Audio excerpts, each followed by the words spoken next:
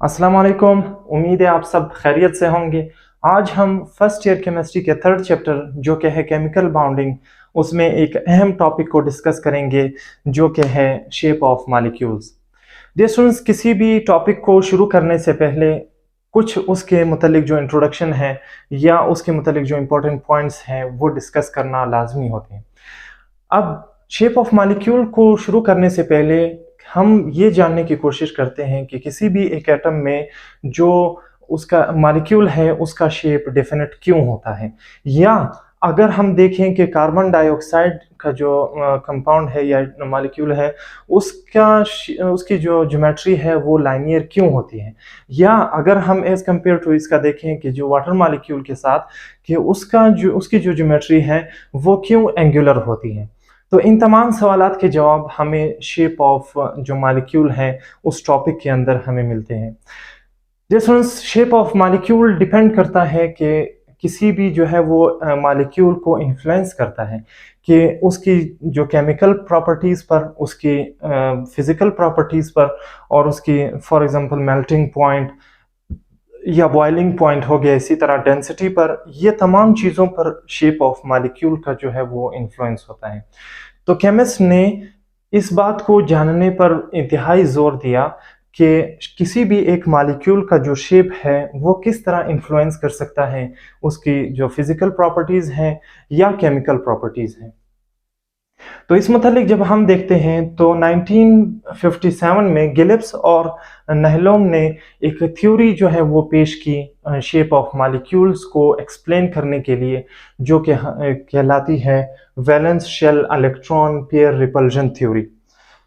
अब ये थ्योरी हमें मुख्तलिफ जो बाउंड एंगल है या लोन पेयर है या जो अरेंजमेंट ऑफ इलेक्ट्रॉन्स होते हैं उनसे मुतलिक हमें इस बात का पता देते हैं कि किसी भी एक एटम के अंदर जो कि सेंट्रल एटम है उसके साथ जब अरेंजमेंट ऑफ इलेक्ट्रॉन होगी या जो मुख्तलिफ एटम्स उसके साथ आकर जुड़ेंगे तो उससे किसी भी एटम की जो है वो ज्योमेट्री या शेप किस तरह होगी। अगर हम देखें कि ये थ्योरी हमें बाउंड एंगल ऑफ मॉलिक्यूल्स, किसी भी जो है वो आयंस के या मॉलिक्यूल्स के दरमियान में बाउंड एंगल को एक्सप्लेन करता है।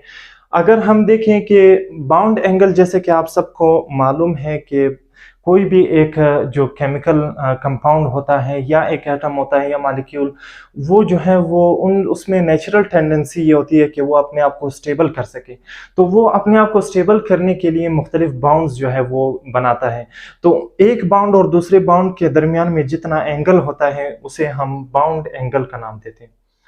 इसी तरह ये थ्योरी हमें ये बताती है कि जो एक सेंट्रल एटम के अंदर जो इलेक्ट्रॉन्स होते हैं वो जो है वो सेम चार्ज होने की वजह से एक दूसरे को जो है वो रिपेल करने की कोशिश करते हैं। अब ये जो है वो रिपल्जन होती है, the repulsion between the negative charge of electron pairs around the central atom determines the geometry of molecule। अब ये जो रिपल्जन बिटवीन टू मॉलिक्यूल्स हैं ये हमें किसी भी एक मॉलिक्यूल के अंदर जो एक मॉलिक्यूल का शेप है या जो ज्योमेट्री है उसको जानने में मदद देती है। लेकिन हम जो है जो शेप ऑफ मॉलिक्यूल्स हैं उसको हम जो एटम की पोजीशनिंग के ऊपर जो है हम उनको नाम देते हैं, उनको हम जो मॉलिक्यूल्स की जो अरेंजमेंट है उस पर नहीं देते। जो विस्पर की जो अहम थ्योरी के जो पास्टुलेट्स थे या जो अहम फीचर्स या पॉइंट्स हैं वो जो है वो मैंने यहाँ पर ड्रॉ किए हुए हैं। फॉर एग्जांपल उसको वन बाय वन डिस्कस करते हैं कि किसी भी इलेक्ट्रॉन की जो पेयर है वो डिपेंड करता है नंबर ऑफ इलेक्ट्रॉन्स पेयर जो कि है लोन पेयर और बॉन्ड पेयर। अब लोन पेयर और बॉन्ड पेयर क्या क्या होते हैं, किसी भी एक एटम के अंदर या किसी भी मॉलिक्यूल के अंदर वो इलेक्ट्रॉन्स जो कि बाउंडिंग में हिस्सा नहीं लेते उन्हें हम लोन पेयर कहते हैं, और वो मॉलिक्यूल्स जो कि किसी भी मॉलिक्यूल के अंदर उसको स्टेबल करने के लिए जो बाउंडिंग में हिस्सा लेते हैं उन्हें हम बाउंड पेयर कहते हैं। अब विस्पर थ्योरी के मुतालिक ये बात है कि किसी भी एक मॉलिक्यूल के शेप को ये इन्फ्लुएंस करता है कि उसके जो आउटर मोस्ट शेल है या जो सेंट्रल एटम के आसपास जो इलेक्ट्रॉन्स हैं वो किसी भी एक मॉलिक्यूल के शेप को कंसिडर करते हैं। दूसरा, अगर हम यहाँ पर पॉइंट देखें कि shape depends upon the number of bound pair present in the outermost shell. जितने भी बाउंड पेयर्स होते हैं वो जो है डिपेंड करता है कि जितने बाउंड पेयर होंगे उसका एंगल, उसके शेप जो है वो उसी के मुताबिक होगा। यानी कि जो बाउंड एंगल है वो इन्फ्लुएंस करते हैं किसी भी एक शेप ऑफ मॉलिक्यूल को बताने के लिए। अगर हम यहाँ पर थर्ड पॉइंट को डिस्कस करें कि इलेक्ट्रॉन्स जो हैं वो एक दूसरे को रिपेल करते हैं, क्योंकि इनके दरमियान जो है वो चार्ज, नेगेटिव चार्ज होता है। ड्यू टू सेम चार्ज ये एक दूसरे को जो है वो इलेक्ट्रॉन्स रिपेल करते हैं और एक दूसरे के साथ मैक्सिमम डिस्टेंस पर मौजूद होते हैं। अगर हम इसके फोर्थ पॉइंट को देखें तो ये हमें ये बताता है कि किसी भी जो पेयर्स होते हैं वो एक दूसरे के साथ, जैसे हमने अभी पहले डिस्कस किया कि वो मैक्सिमम डिस्टेंस पर होते हैं, जहां पर इनकी जो रिपल्जन है वो मिनिमाइज हो सके या मिनिमम हो सके। अगर हम फिफ्थ पॉइंट पर यहाँ पर देखें कि lone pair occupies more space than bound pairs. Lone pair किसी भी एक मॉलिक्यूल के अंदर ज़्यादा जो है वो स्पेस को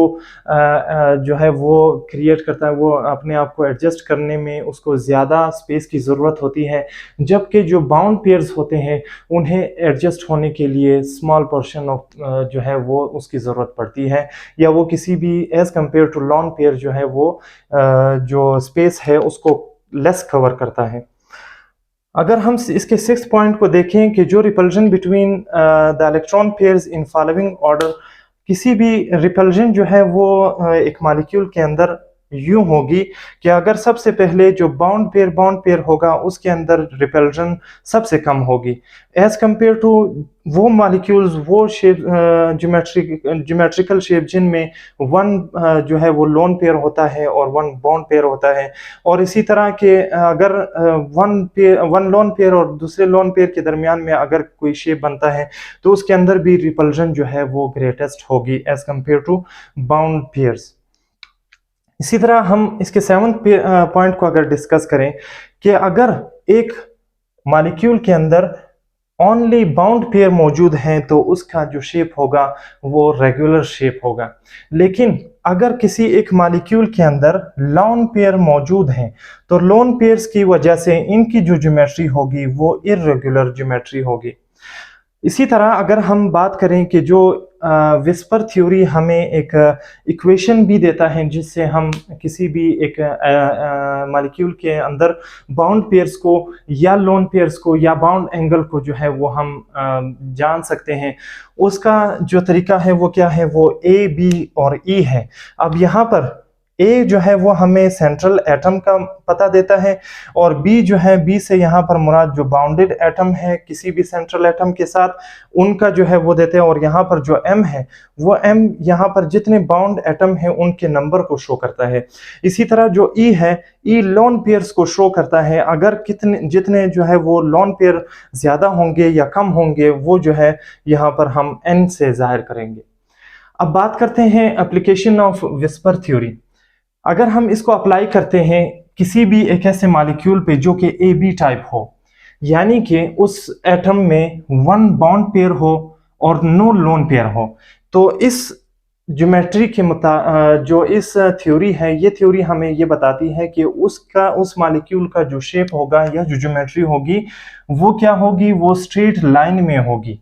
वो उसकी जो है वो ज्योमेट्री क्या होगी, लाइनियर होगी। यानी कि वो एटम्स जिनमें वन बॉन्ड पेयर होते हैं और लोन पेयर्स नहीं होते, उन मॉलिक्यूल्स के अंदर जो शेप होगी वो लाइनियर शेप होगी। इसके एग्जांपल्स हमारे पास है हाइड्रोक्लोरिक एसिड या कार्बन मोनोऑक्साइड या फ्लोरीन। तो इनके दरमियान में जैसे कि आप देख सकते हैं कि यहाँ पर एक हाइड्रोजन एटम है और उसके साथ जो है वो क्लोरीन है, तो यहाँ पर ये जो ज्योमेट्री बनेगी ये जो है वो लाइनियर ज्योमेट्री बनेगी और इसके जो दरमियान वो होगा ये यानी 360 का एंगल इसके दरमियान में बनेगा।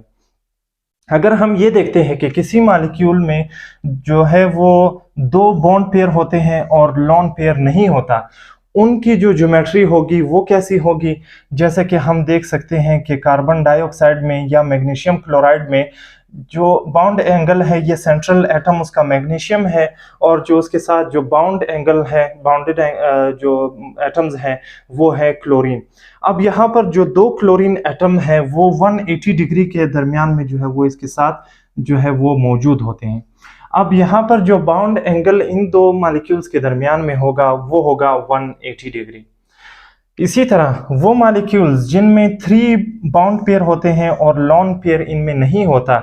वो जो है प्लेनर ट्रायंगुलर ज्योमेट्री जो है वो हमें देता है। या यहाँ पर एक और शेप भी हो सकती है जिसे हम डिस्टोर्टेड ट्रायंगुलर शेप भी कहते हैं। अब फॉर एग्जांपल यहाँ पर जो सल्फर डाइऑक्साइड है ये हमें जो है वो डिस्टोर्टेड ट्रायंगुलर शेप देता है, लेकिन अगर हम सल्फर ट्राइऑक्साइड को देखें तो यहाँ पर हमें ये प्लेनर ट्रायंगुलर शेप देता है। अगर हम यहाँ पर ऐसे मॉलिक्यूल्स को देखें कि जिनके अंदर मॉलिक्यूल्स की जो बाउंड पेयर है वो बाउंड पेयर 4 हैं और लॉन पेयर जो है उनमें एब्सेंट है, क्योंकि जैसे कि हमने पढ़ा कि जो बाउंड पेयर्स होते हैं वो किसी भी एक मॉलिक्यूल के या किसी भी एक एटम के जो है वो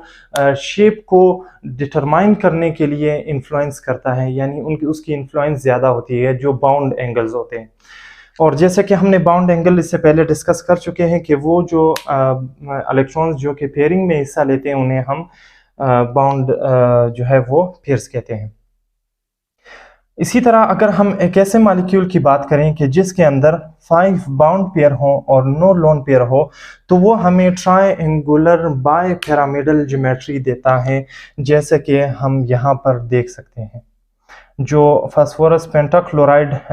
फ्लोराइड है, अगर हम यहाँ पर देखें तो इसके अंदर जो मॉलिक्यूल्स के अंदर जो वो होगी एंगल होगा वो 90 एंगल होगा, और कुछ जो इलेक्ट्रॉन जो बॉन्ड पेयर्स होंगे उनके दरमियान में 120 एंगल जो है हमारे पास होगा। अगर हम ऐसे मॉलिक्यूल की बात करें कि जिसके अंदर 6 बाउंड पेयर्स होते हैं और कोई लोन पेयर नहीं होता, तो वो हमें ऑक्टाहेड्रल ज्योमेट्री जो है वो देगा। अब ऑक्टाहेड्रल की जो ज्योमेट्री है वहां पर जो सेंट्रल एटम के साथ जो बाउंड एटम्स होंगे उनके दरमियान में जो एंगल होगा वो 90 एंगल होगा। इसी तरह अगर हम इस थ्योरी की कुछ लिमिटेशंस की बात करें तो ये इस थ्योरी की कुछ लिमिटेशंस थी जिस बुनियाद पर मज़ीद कुछ थ्योरियां जो है वो हमारे सामने आती हैं, जिन्हें हम स्टडी करते हैं शेप ऑफ मॉलिक्यूल्स को जानने के लिए। ये इस बात में फेल हुआ कि किसी भी शेयरिंग ऑफ इलेक्ट्रॉन जो है वो वैलेंस शेल के अंदर वो कैसे होती हैं, तो इस शेयरिंग को ये जो विस्पर थ्योरी है वो एक्सप्लेन नहीं कर सका। अगर हम देखें कि ये कार्बन जो ऑक्सीजन का जो मॉलिक्यूल होता है उसके जो पैरामैग्नेटिक नेचर है उसको भी एक्सप्लेन नहीं कर सका। और अगर हम इसकी थर्ड फेलियर की अगर बात करें तो ये शेप ऑफ मॉलिक्यूल्स जो कि डीलोकलाइज्ड हैं पाई इलेक्ट्रॉन्स के, तो ये हमें उसके बारे में भी ज़्यादा मालूमात नहीं दे सका, जिसकी वजह से ये थ्योरी फेल हुई। और फिर इसके बाद नई थ्योरियां हमारे सामने आती हैं जो कि हम नेक्स्ट आने वाले लेक्चर्स में इंशाल्लाह डिस्कस करेंगे।